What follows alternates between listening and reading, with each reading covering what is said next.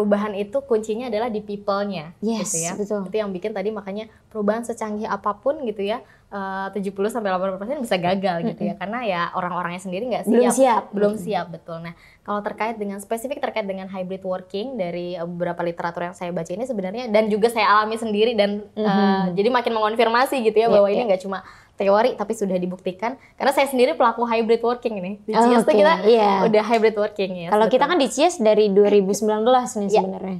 Betul, work from anywhere gitu ya. Nah ini ada 3 hal sebenarnya yang perlu diterapkan gitu ya, kalau atau yang perlu dibiasakan ke para pegawai yang nantinya mau menerapkan hybrid working.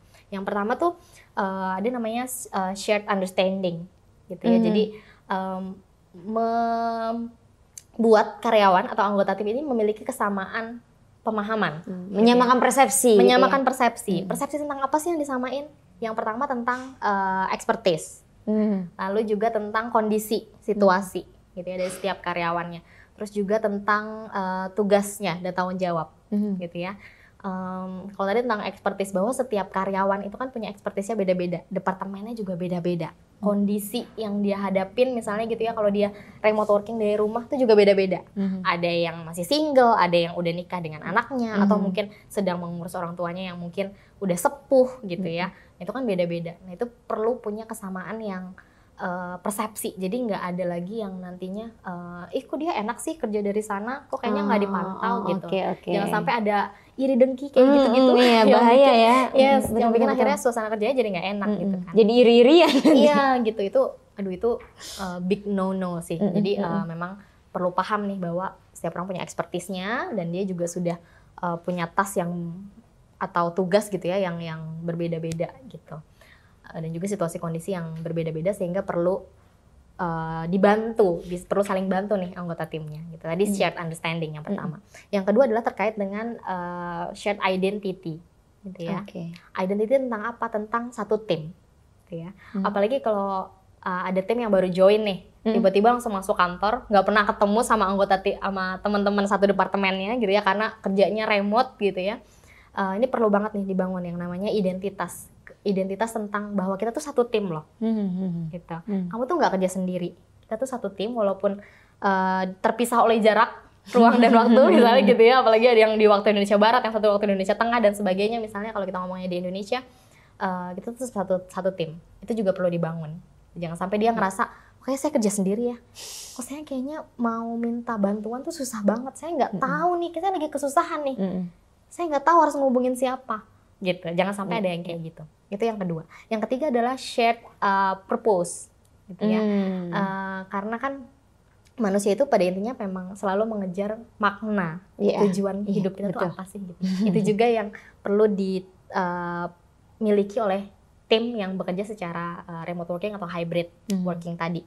Jadi ini sebenarnya ada purpose apa sih yang mau kita capai bersama. Itu yang sebenarnya bikin kita terikat gitu ya. Selain tadi identity, saling memahami satu sama lain, tapi juga punya keterikatan nih. Ada purpose besar loh yang mau kita capai di organisasi ini. Nah makanya nih butuh nih expertise dari Anda. Yang beda-beda nih warnanya. Ada merah, kuning, hijau gitu ya, dengan expertise-nya macam-macam. Yuk, akhirnya kita jadi bikin pelangi, jadi satu tujuan yang untuk organisasi kita bareng-bareng gitu. Jadi 3 hal tadi. 3 hal tadi ya. Shared understanding, identity, dan juga purpose. Berarti kan untuk share 3 itu tadi kan perlu peran leader di sini. Yes. So berarti yang menginisiasi ini adalah leadernya ya, tentunya. Top manajemen. Ya, bisa, atau mungkin manajer di atasnya juga langsung gitu. Kalau top manajemen mungkin kalau perusahaannya gede banget, top manajemen pasti ya. Karena ujung-ujungnya pasti bergantung sama leadernya.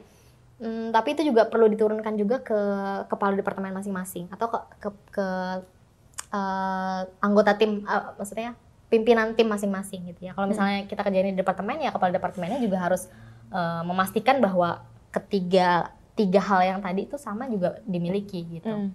Oke, menarik. Kayak tadi share identity gitu ya, biar ada rasa kepemilikan terhadap perusahaan gitu ya. Engage-nya ya sebagai satu tim ya. Yes.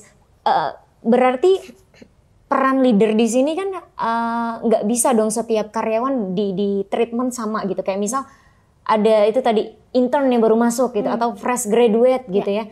Itu kan beda dong treatmentnya leader ke fresh graduate dan juga ke karyawan senior gitu. Itu apa yang harus leader lakukan? Apakah treatment yang seperti apa sih yang perlu dilakukan? Ya, ini memang makanya sekarang juga lagi tren nih ya kalau dibaca di literatur tentang HR bahwa di era yang remote working dan hybrid working ini juga sedang ditekankan nih kemampuan empati dari leadernya. Empati ini seperti apa ya? Tadi melihat kondisinya. Oh, setiap orang tuh punya barrier tertentu mungkin yang perlu dibantu. Kalau tadi case-nya membandingkan antara karyawan baru dan karyawan lama misalnya senior gitu ya.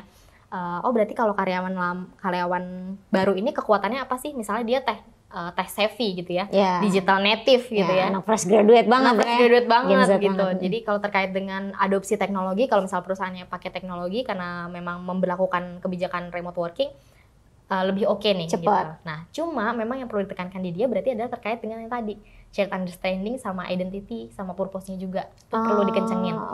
Apakah memang dia belongingness-nya ke timnya tuh udah oke belum sih, engagement-nya gitu ya, supaya nanti dia bisa juga menempatkan posisinya bahwa saya tuh juga berperan loh dalam kemajuan anggota tim saya dan juga kemajuan organisasi saya, itu yang perlu ditekankan. Nah, kalau dibandinginnya tadi, yang tadi ada fresh graduate, yang satu lagi adalah tadi yang senior. Nah, dari sisi yang senior mungkin sudah lebih terbangun tuh kebersamaannya, guyupnya gitu betul, ya. Tapi mungkin yang perlu dibantu adjust atau perlu dibantu untuk adaptasinya lebih dalam ada terkait dengan teknologi misalnya. Saya juga nggak bilang yang senior itu lebih kolot atau gimana ya, nanti saya kualat ya. Gitu ya. Tapi kan Anda kan senior juga. Termasuk saya ya, gitu ya.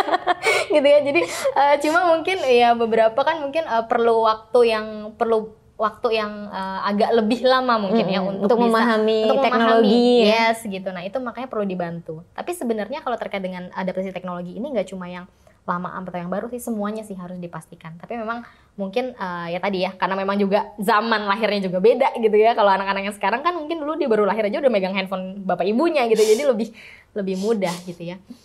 Ya yang tadi tetap sih kuncinya tadi shared understanding, identity sama purpose, tapi mungkin ditakar nih mana yang lebih